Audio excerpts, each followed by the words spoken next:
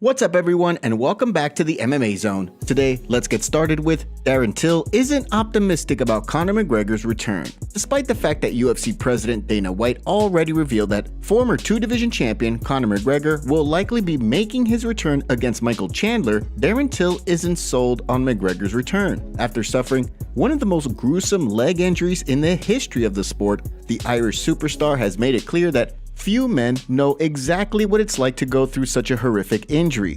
While there's been no official word as to when McGregor could potentially enter the USADA testing pool once more, fans have been anxiously awaiting news on when he could make his return. Despite all signs pointing to McGregor returning to the octagon in 2023, Darren Till isn't convinced. The way he sees things, although McGregor is still the biggest star in the sport, his time may have come and gone. He spoke in an interview with Basketball Insiders to discuss the situation, saying, I think Conor's been there, done it, made his money, and now he's happy. I know he probably still wants to come back, but I think deep down he knows that it's different now. So, I think that's probably the end of Conor, but he's still their biggest name there was, so it doesn't matter. The sentiment shared by Till is one that many seem to share.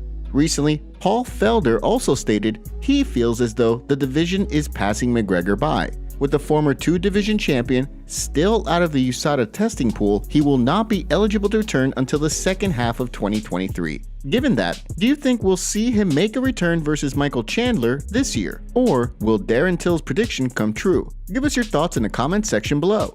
Jon Jones says he has nothing but respect for Daniel Cormier. Jon Jones and Daniel Cormier have one of the most storied and bitter rivalries in all of MMA. The pair notoriously engaged in one of the most infamous brawls in UFC history before their first showdown, and even after two fights, there was no love lost between the two. While some rivals squash any existing beef after competing against one another, there was none of that from Jones and Cormier. Ahead of Jones's highly anticipated return to the octagon, the former champion spoke with Sports Illustrated to discuss his upcoming fight with Ciryl Gane. Inevitably, the conversation shifted to Cormier, given that he was able to successfully make the move from 205 pounds up to heavyweight. Surprisingly, Jones has nothing but good things to say about his former rival.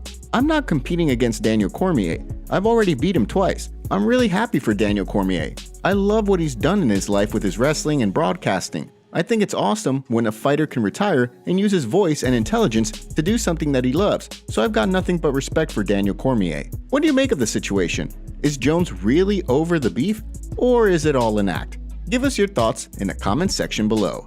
Sean O'Malley reacts to Paddy Pimblett's recent weight gain. It's no secret that Paddy Pimblett gains a tremendous amount of weight between fights. As he's admitted in the past, he's gone up to 200 pounds, making the cut to lightweight a gigantic mission for the streaking Scouser. Although he just recently fought at UFC 282, Pimblett has already seemingly gained quite a bit of weight. With surgery on the horizon in March, Pimblett will be unable to compete at UFC 286 in London. In the meantime, Sugar Sean O'Malley recently saw a video of Pimblett smoking on a boat and looking massive. He reacted to the clip in a video on his YouTube channel, saying, "That was crazy." I seen a video of Paddy today smoking a joint on a boat. Is that recent?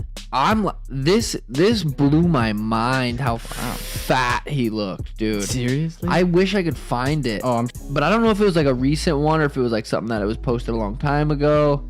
Although Pimblett had stated previously he was hoping to get a fight in before his wedding in May, with the latest news about his ankle surgery, it sounds as though fans will have to wait until later in the year before seeing him back in action. When he does return to the octagon, who do you want to see him square off against? Give us your thoughts in the comments section down below. Belal Muhammad fires back at Gilbert Burns. Ahead of UFC 283 on Saturday, Gilbert Burns admitted that he wasn't too happy recently when he noticed Belal Muhammad had taken his spot on the official welterweight rankings. After picking up his 8th win in his last 10 fights when he defeated Sean Brady at UFC 280, Muhammad found himself sitting as the number 4 contender on the UFC's official rankings, a spot that was previously held by Gilbert Burns. The way Burns sees things, Muhammad shouldn't get to pass him in the rankings just because he picked up a win over Brady. After expressing his frustration with the situation this week, Belal Muhammad fired back on Twitter, pointing out that Burns has just 1 win over a fighter currently on the UFC's rankings, whereas he has 4 wins over fighters currently ranked. Burns' win came over Stephen Wonderboy Thompson in 2021 and remains his most recent win. Prior to that, Burns had not beat a ranked opponent since Damian Maia the year before. On the flip side of things, Muhammad has been a man on a mission.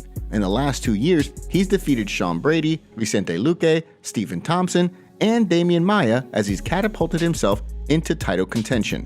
Should Burns get a win over Neil Magny this weekend, do you think we see the two men square off inside the octagon? Before we continue, make sure you give that like button some love and be sure to subscribe to the MMA Zone for all of the latest news.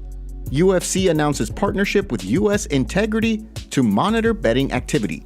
Amid the ongoing investigation into James Krause and his alleged gambling ring's impact on the lines shifting before the Derek Minner vs. Shailan Nurdimbeki fight back in November, the UFC has announced a partnership with US Integrity, a company that monitors betting activity.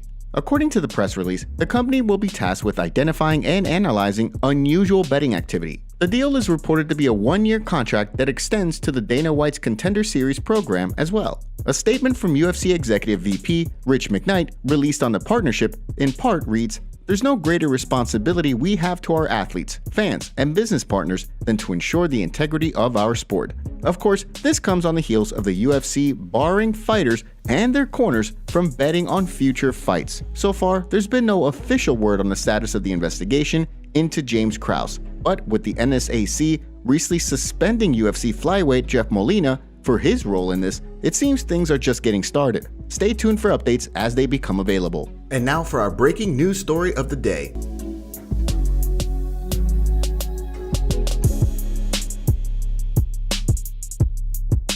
Anthony Smith predicts Francis Ngannou only has one boxing match. Former UFC heavyweight champion Francis Ngannou is currently gearing up for a move to boxing later this year. If everything goes according to plan for the Predator, he'll make his professional boxing debut in March. While there's been no word on who Ngannou will be squaring off against, he has revealed Tyson Fury and Anthony Joshua as potential opponents he would like to face. After that, Ngannou plans to make the move back to MMA. Although he has no potential opponents in mind, he revealed he could see himself fighting for another organization or for his own promotion when he does return to the cage. Ahead of that, UFC light heavyweight Anthony Smith believes that Ngannou's run in boxing will be less than spectacular. The way he sees things, despite Ngannou's sensational highlight reel in MMA, as a professional boxer, the former heavyweight champion doesn't match up to the competition. He spoke on a recent episode of Michael Bisping's Believe You Me podcast to discuss the Predator's move to boxing, saying, "But in professional boxing, he's average at best. And at best, he's an average puncher. He's a below average boxer. He's below average in his footwork and movement. He's below average in his defense. He's not going to fare that well as a heavyweight professional boxer." So no. Because he has a fantastic name and an incredible highlight reel in MMA, he's going to get a big fight for sure, but probably just one. Although Ngannou has trained with the one and only Teddy Atlas in the past, the renowned trainer has made it clear that despite being blown away by how quick Ngannou learns, he doesn't think the former UFC champion has a chance against Tyson Fury. While the champion seems content with his decision, many have continued to question him. This week, fighter-turned-analyst Alan Juban took to Twitter to voice his thoughts on why Ngannou made the wrong decision by turning down the UFC's massive contract offer. The way he sees things, Ngannou's demands belonged in a fighter union discussion rather than a contract negotiation. Although he doesn't doubt the former champion will earn a massive payday by leaving the UFC, he isn't sure that it will last. Should Ngannou lose in boxing, Juban thinks the title of the baddest man on the planet is gone. How do you think Ngannou's transition to boxing will go? Give us your thoughts in the comments section below. Thanks so much for joining us today. What do you make of what's going on in the fight world? Make sure to like this video and subscribe to the channel to stay up to date on all the latest news from the MMA Zone. See you next time.